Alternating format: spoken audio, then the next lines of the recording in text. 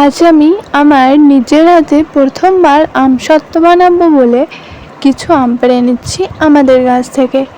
এই যে আমাদের ছাদে দেখতে পাচ্ছ কত সুন্দর ধোকা ধোকা আমগুলো, তাই আমি ছাদে বসেই আর কয়টা পেড়ে নিচ্ছি।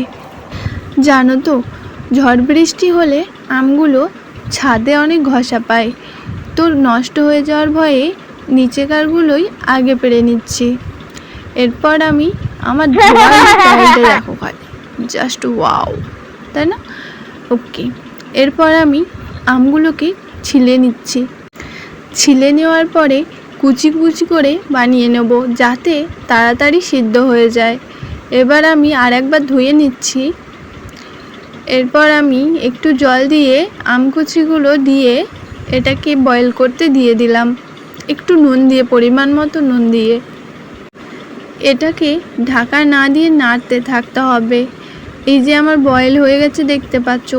তারপর আমি ছাঁকুনি দিয়ে ছেঁকেও নিয়েছিলাম। এরপর আমি পরিমাণ মতো চিনি দিয়ে দিচ্ছি। এটি বেশি মিষ্টি হয়ে গেলে ভালো লাগে না। এরপর আমি পরিমাণ মতো 5 ফোড়ন দিয়ে দিলাম। এরপর একটা শুকনো লঙ্কাকে পুড়িয়ে নিয়ে সেটাকে কুচিয়ে নিয়ে দিয়ে দিলাম। এবার এটাকে নাড়তে থাকতে হবে যতক্ষণ না এই যে উপরের জলটা ভাসছে এটা শুকিয়ে না যায়। এরপর আমি ফুড কালার দিয়ে দিলাম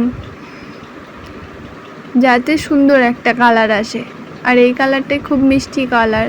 আমি 2-3টে থালায় তেল গুলিয়ে রোদে শুকিয়ে এনেছি। তারপরে এটি ঢেলে দিয়ে 2 দিন শুকাতে দিয়ে নিজের ইচ্ছে মতো ডিজাইন বা শেপ দিয়ে দিয়েছি। কত সুন্দর হয়েছে না?